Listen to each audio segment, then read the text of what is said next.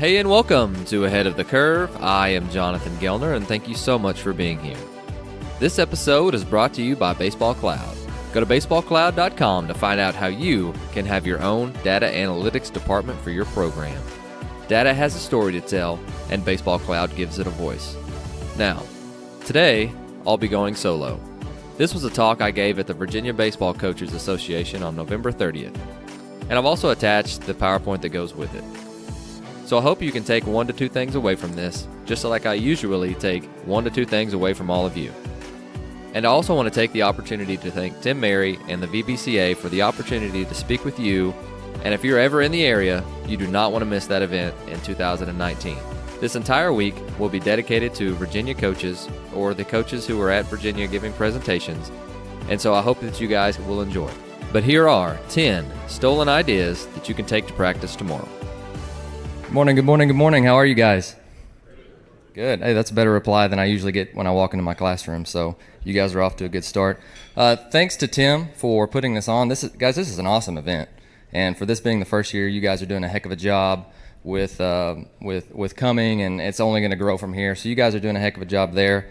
And thank you to the VBCA staff and the board for allowing me to come and speak to you guys. And they say that to grow, you've got to be the dumbest guy in the room, and so that's me, all right? So I also want to say thank you to you guys for coming. And the reason why is because your kids are so lucky to have a coach that comes to these events to try and grow themselves. Because if we're asking them to grow and get better, then we need to. So thank you guys for coming, and thank you guys for listening, and hopefully there's something that you can take away from this.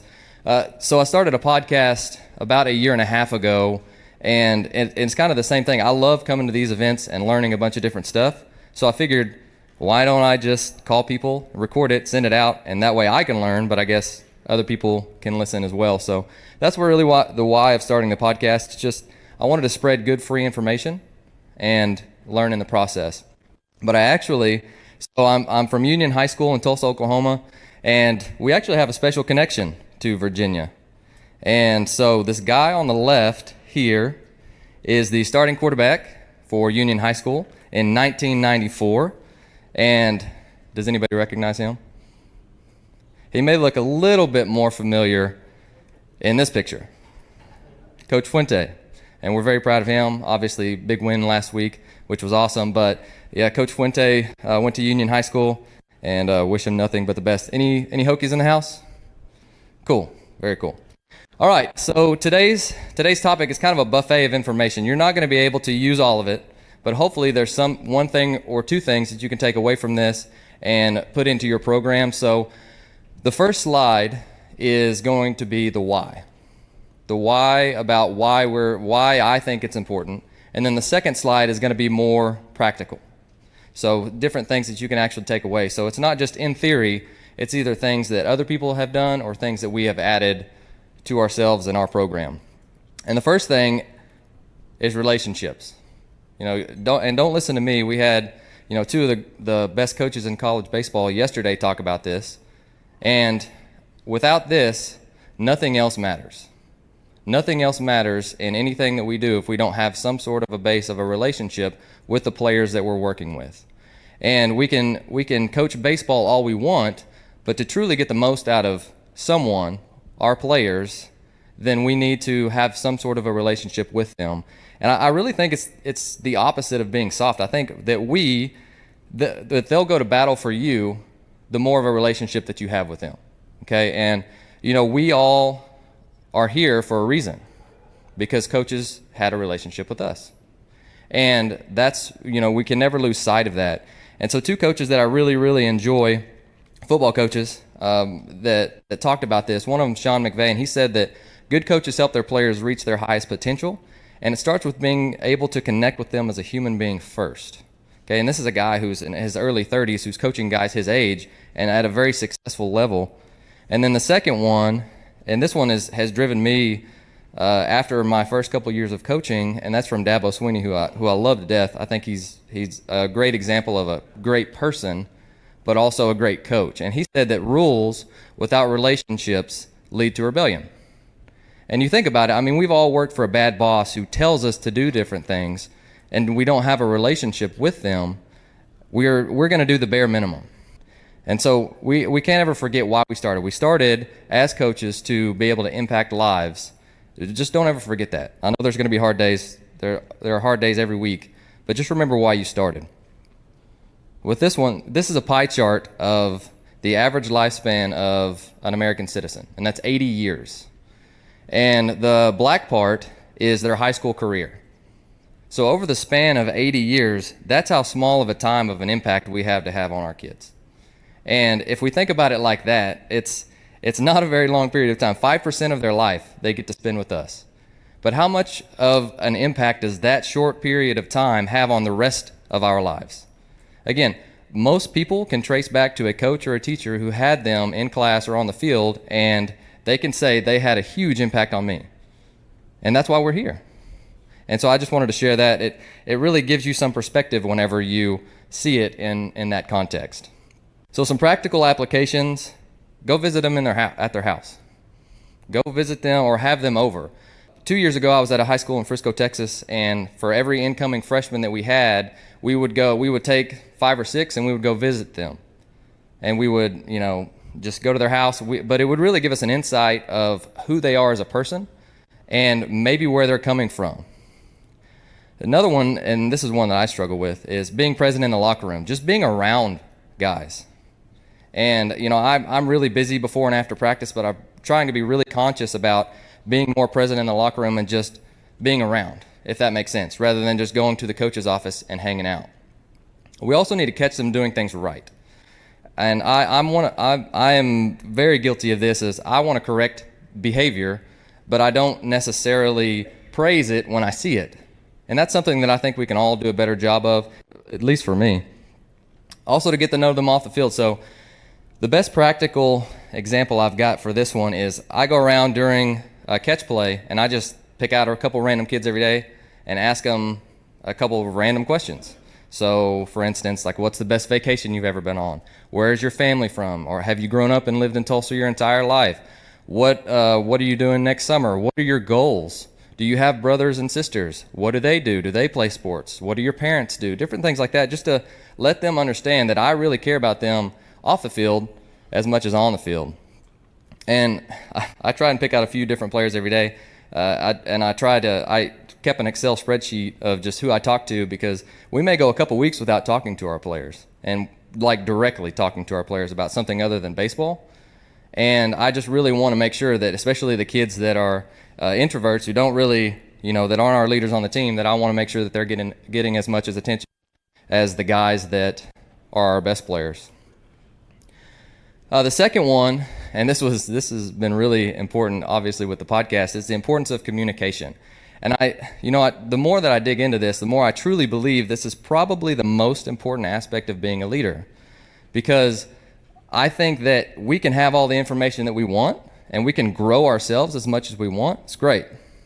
But if we're not spreading that information, if we're not communicating in a way that's effective, then we're just keeping it to ourselves. And I think that's, it's mostly verbal, but it's also body language. We talk about kids having bad body language all the time. Look at yourself. Watch yourself on video. Or ask, hey, kids will call you out about it too.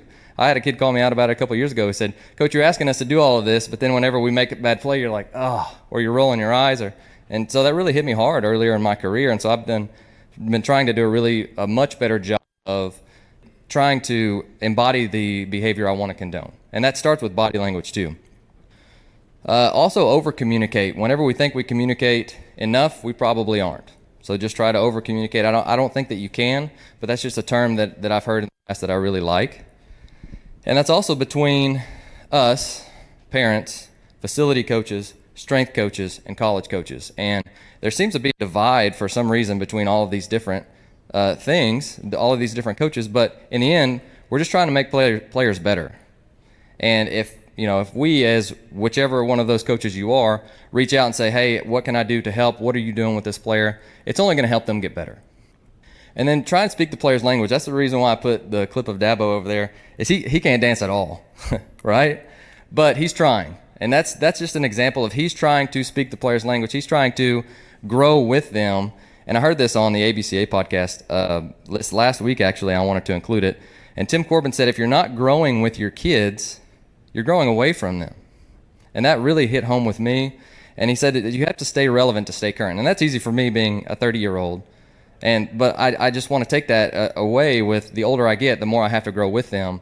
And I don't know how old Tim is, over 50, but in coaching for a long time. But if he's saying that, then I need to listen. So some practical applications with this. I don't think we ask our players this first one enough. What do you want? What do you want out of your career? Like, what do you want out of this program? What are your goals and your aspirations? And again, most of this stuff I'm guilty, and that's why I'm trying to learn it myself. So I wanted to include that. But also, I had a coach last year. His name was Chris Cox. He does a fantastic job of communicating with parents. But he would write a weekly email and send it out on Sundays of just the schedule for the week. And I really think that helped with the parent communication, because they feel like they're part of the program because they're getting updated every single week. And I know that's something that you're like, man, that's extra time that I have to take. But it's also something that may make them have your back in the end. And that's what we really want. Also, team Twitter account. I think most of you guys that are in here are probably familiar with that. And then give them opportunities to share. So this bottom picture here, we talk to our players about once a week, and we give them different topics to talk about. And an example of those would be hero, hardship, and highlight. So who's your hero? What's a highlight of your baseball career, or just your life in general? And then tell us about hardship that you've been through. And most of the time that's with small groups, at least that last one, but it really gives you an insight about who they are as a person and how they were transformed into who they are today. But this is one that our seniors love, is what would they tell their freshman self? And that's a big one, because most of them will say that it goes by fast. It goes by really fast. And that's definitely a good one. So is this one. What has this program meant to you? Because they've been there for 4 years. And so if your best players, your seniors, your guys going off to college that your freshmen look up to are asking or are telling your freshmen these things, then it's probably going to stick a little bit better than if I am, because they get tired of hearing me speak anyways. And then I also send out daily nuggets of inspiration or articles to players, either in group chat or anything. It's just like, hey, I saw this on Twitter. This is cool. And then hopefully they'll reciprocate and send that stuff back to you, because if we do it that way, just through text in a pretty informal way, then it's a way for them to get something from you every day. Because again, we may not talk to our players directly one-on-one for a couple of days at a time if we've got 60 guys in our program, but at least they're hearing something from you every day or every couple of days. Number 3 is the use of, and I know that's a 4-letter word and it's a dirty word at times, but the use of data, and again, it's a dirty word, but it's only going to get more prominent. And so a couple of things that I want to point out is just measure what you treasure, and measurement is motivation. So if we want to motivate our kids throughout the entire offseason, we need to show progress, or we need to show where they're digressing. And that's going to motivate them to become better as a player, because they can see it.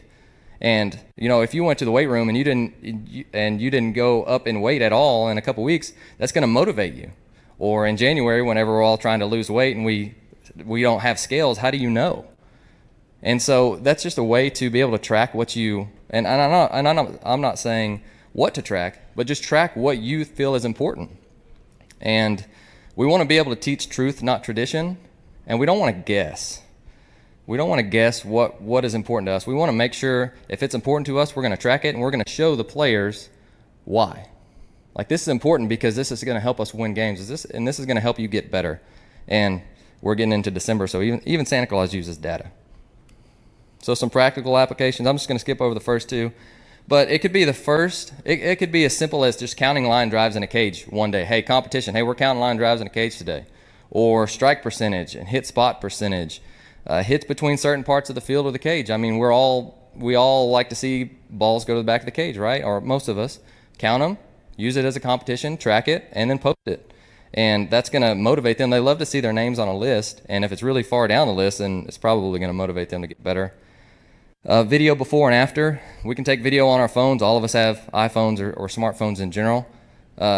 Take it, upload it to Google Drive and just send it to them. And Google Drive is pretty easy, and it would not take very long to do that. But I also really like this base running chart. And this is something that, again, most of this stuff that I stole, but this was a coach from Oregon named Max Price.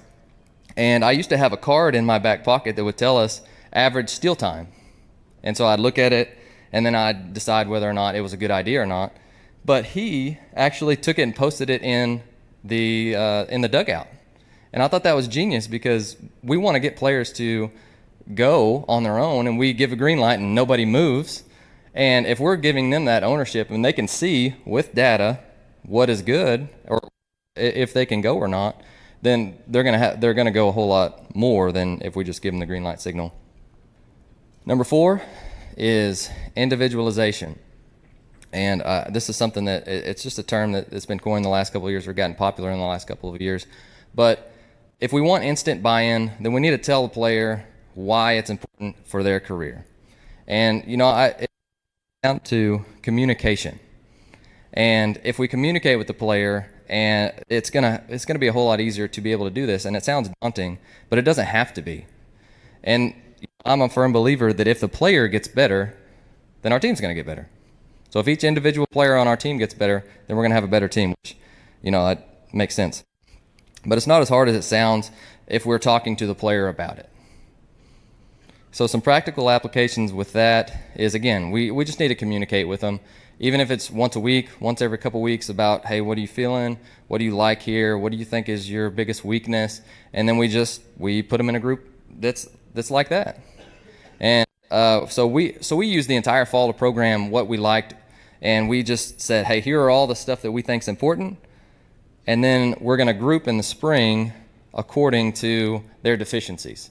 And so we're still trying to win games. We're still trying to do, BP on the field, but we're also going to add a station at the our dry work station, and use that as for their individual work. Because again, we don't want to put player development on the back burner just to win games. We can do both.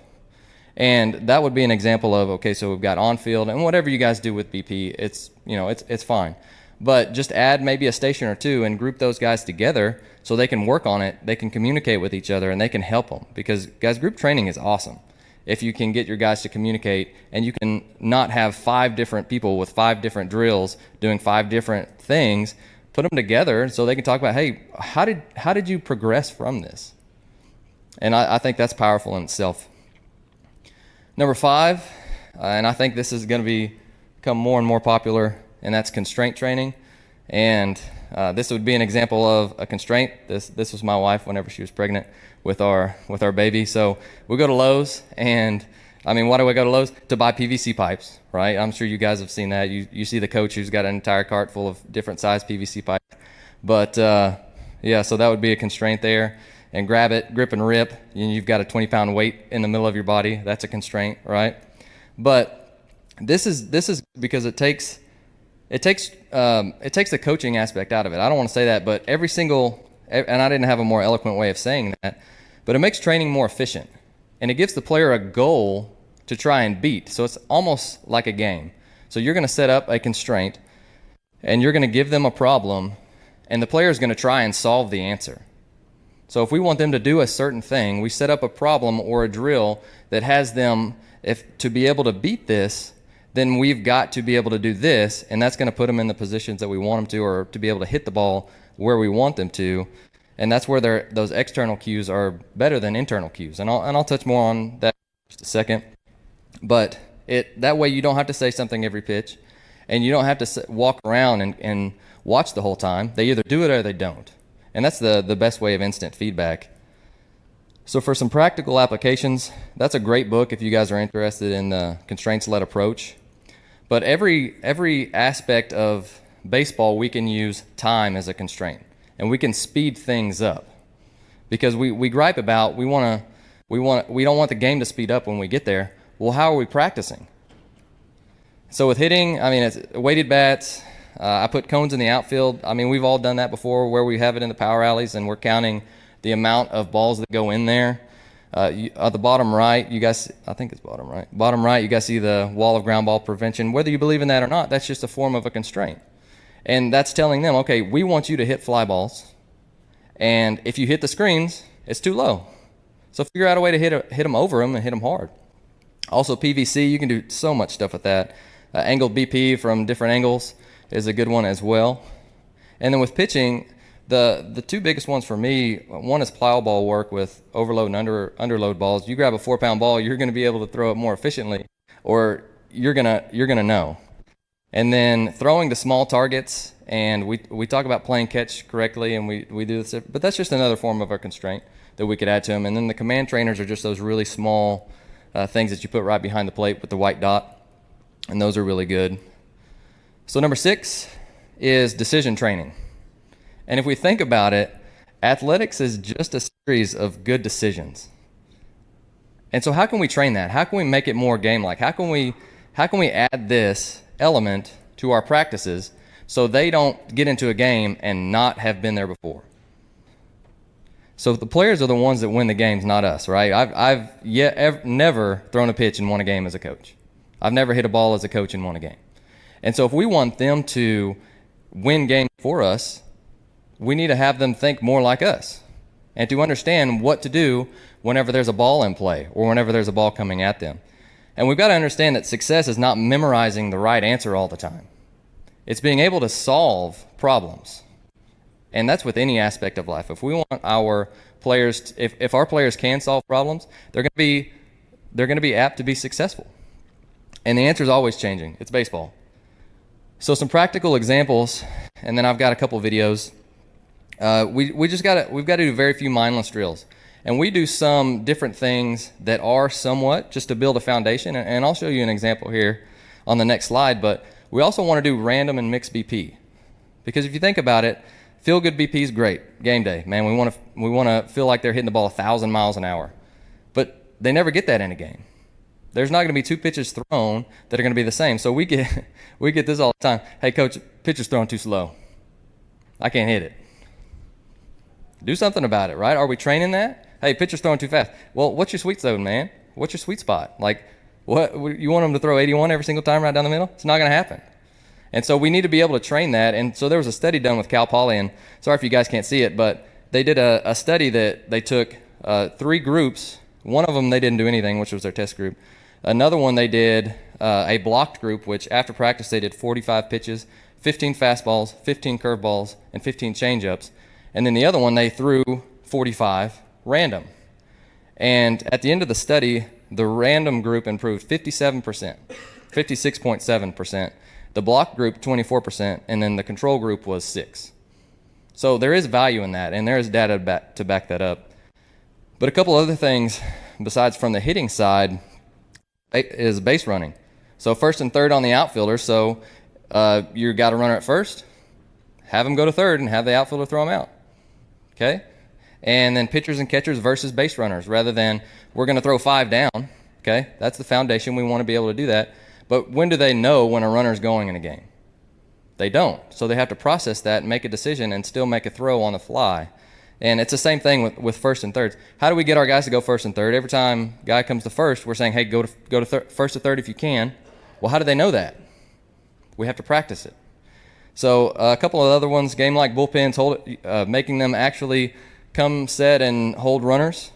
Using counts with catchers calling pitchers and picks. I get so mad whenever we call a pick from the dugout and the pitcher doesn't do it, probably because we're not practicing enough. Infield reps versus decisions will be on the next slide. And then with catchers, guys, their job's hard. But they've got to be able to block pitches that aren't in sequence altogether. They've got to make that decision to go down and block it. And essentially, we want repetition without repetition. So an example of this would be, so the first one is kind of our block 1 foundation. Hey, we're going to learn how to field a ground ball. And however you guys teach that, I'm sure it's perfectly fine. And they could go 10 out of 10 on those. But the second one, we're actually adding a decision-making element from that, and we're making them try and decide, okay, should I backhand this? Should I forehand this? Should I come and get it? Should I get the long hop? So they have to make a decision on what that is. So again, I'm not saying that the first video doesn't have value. I'm just saying we need to add an element of a decision that needs to be made to that. Does that make sense? And so if you'll notice, they're going to struggle a little bit here. but that's okay. We want them to be able to do this in a game, struggle in practice, and to be able to perform in the game. And this one I stole from Tyler Gillum at South Mountain. I don't know if you guys follow him, but he's awesome. And there's value in this. And one, it's competition. Two, he's got to make a decision every single time the ball is hit on what he's got to do to get it in his glove. And this kid does a fantastic job. I don't think he lets one ball by him, but they've got 2 cones set out, and the goal is don't let it past you. So how are you going to do that? Okay, and if it gets into their glove, they're going to have a pretty good chance of getting it out. But again, this kid does a fantastic job of that. And then with PFP, okay, we do the 3-line thing as well to get them to show them what to do. So if you're first base side, you go to first. If you're at second, you throw it to second base. If you're at third, you throw it to third, right? But this is another one of there's 2 lines, and depending on which line you come from is depending on where you go with the ball. So if you come from the third base side, your options are turn and throw to third. If we yell squeeze, you've got a glove flip. If it's back to you, you'll go 1, 2, 3. And this was our first day doing it, so don't roast me too bad on this. But if you're on the first base side, you're either getting over, the second baseman's either doing it, you're hitting the high chopper, they have to communicate, you're rolling a bunt. And so depending on where the ball's hit and which line they come from is the decision that they have to make to be able to do this. And I stole this, again, with most of the stuff that I have from a coach named Kyle Nelson. And this is really, again, we do the 3-line thing, but we also need to make them understand that once they get on the mound, they've got to know what to do with the baseball. And again, you guys can catch me after this if you need any of this, but here's some other examples as well. And I'm going to hit on a couple of them. And I'm sure you guys do several of these as well, but my favorite one is an all double scrimmage. So anything hit to the outfield, your guys that are on base or at home have to go 2 bases. And so the outfielders have to decide where to throw it, and then the runners get to see how much they can push the issue without being out.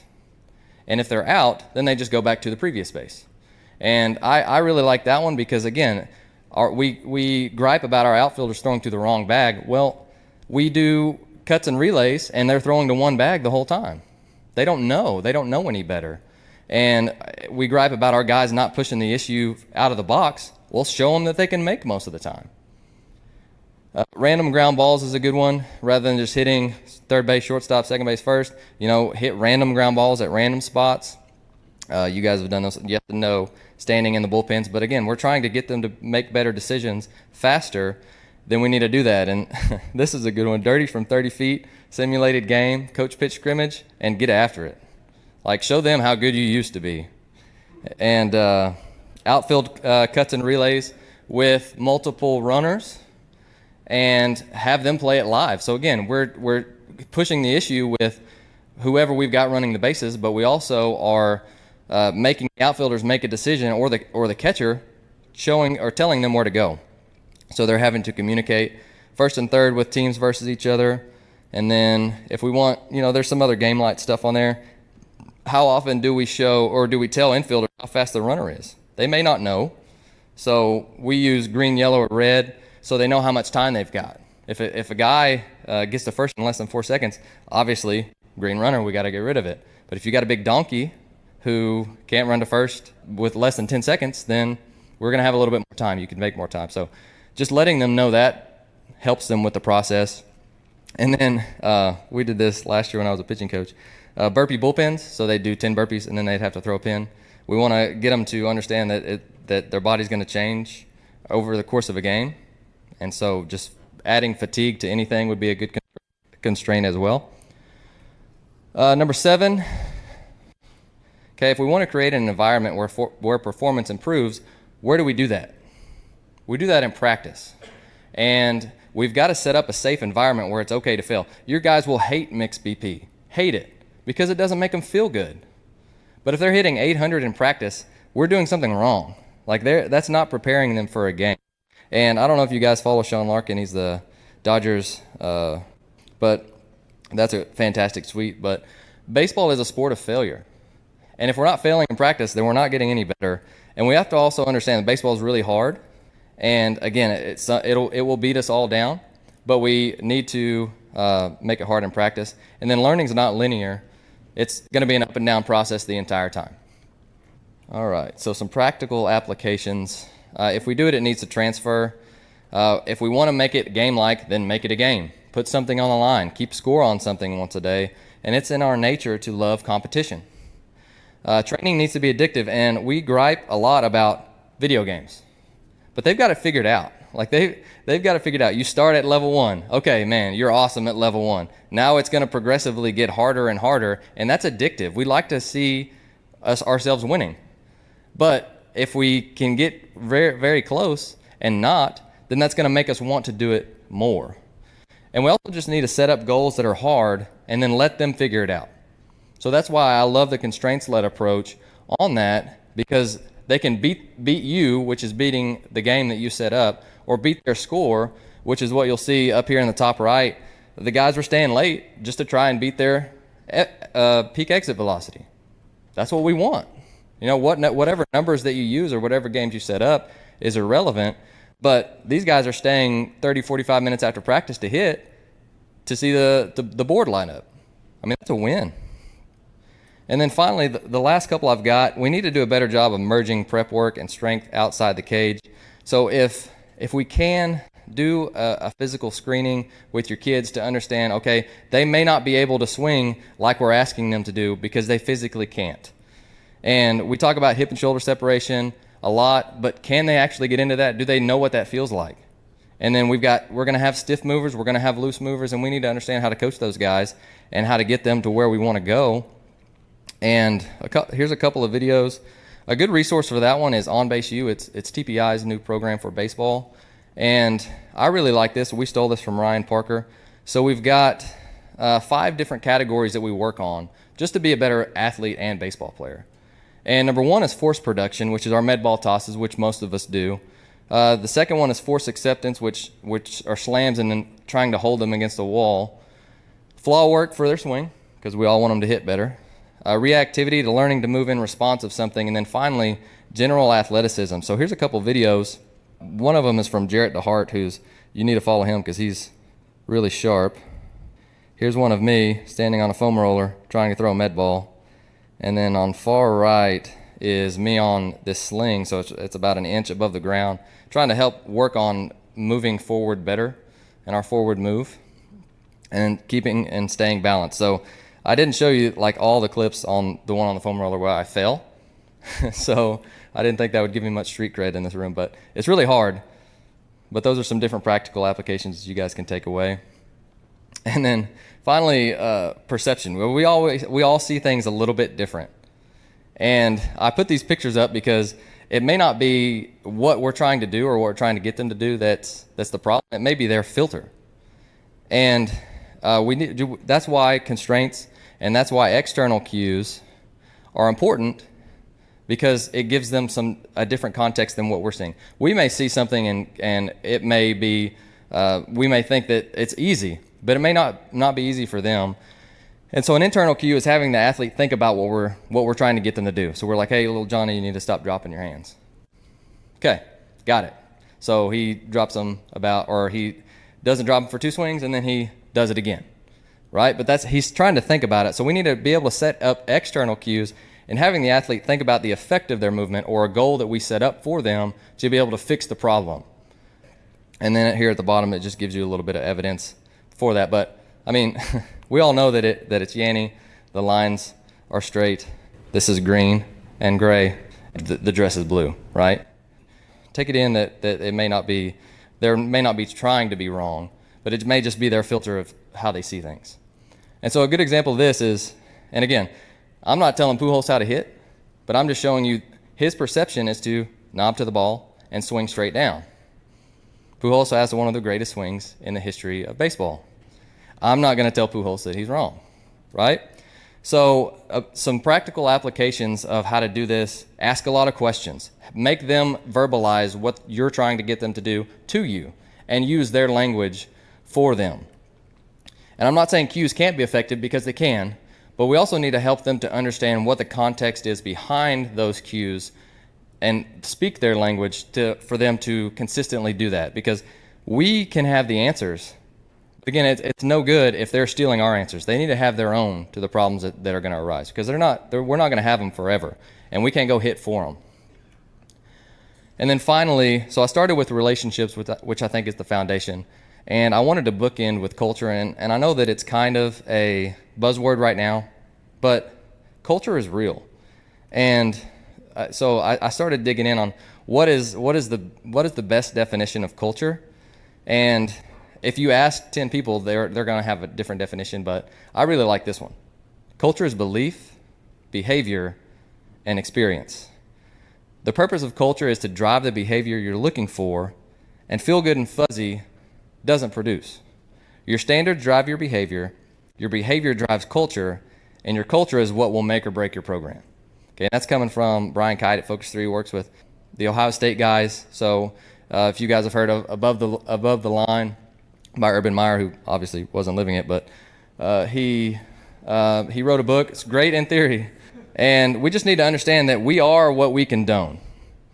And then so I started at Union. This is my second time there, and the first time I was there, I interviewed with the head football coach who won 4 state championships in a row at 6A, has a handful of D1 guys every single year, and really a mentor of mine. And we talked nothing about football at all. So he was asking me, what kind of man are you? And his whole thing is he can teach us, he could teach me, or he could teach his coaches how to be better at the sport, but he couldn't teach us how to be better men. And that really stuck with me, because a guy that's been that successful at such a high level saying that to me, that means a lot. And so some practical applications behind that. If we have a culture playbook, actually go over it and don't just give them this big thick binder of stuff that we want them to do, okay? Because we can do that, but they're not going to read it. And how do we spell love for our players? T-I-M-E. Spend time with them. And that's how they know that we're really in it for them. Let players get to know you and be vulnerable. Remember, I showed the clip of Dabo. Pretty vulnerable, right? To dance in a locker room with a bunch of guys. And this is my pastor, Pastor Craig Rochelle. Great leadership podcast, by the way, if you're into those kind of things. But he said people would rather follow a leader who's always real than a leader who's always right. And again, that's just one of those that stuck home with me. And we all know that culture shows up everywhere. Shows up in the locker room. How dirty is it? Right? The dugout, same thing. We play summer ball games and there's cups everywhere. That's culture. That's culture's in the weight room. And then the biggest thing for me, though, is if someone came and watched you practice, would that show up? Would they be able to see what you're wanting them to do without asking you? Would they be able to see your culture without them having to ask you, hey, what are your core values? And then we get the culture we create and the leaders that we build, so we can either gripe about it or we can do something about it. And so in closing, a couple culture resources. Culture Code is really good. Legacy, probably one of my top 5 all-time books, and really, really good. But if any of this, if you guys have questions for me, I'll be out in the corner interviewing guys, but I'd love to be able to speak with you guys. And none of these are absolutes. I don't know how many absolutes there are in baseball, but hopefully there's something that you could take away. Please reach out if you need anything. And again, I'm just trying to get myself into rooms that are going to make me better, and this is one. So I thank you guys for your time, and again, feel free to reach out anytime.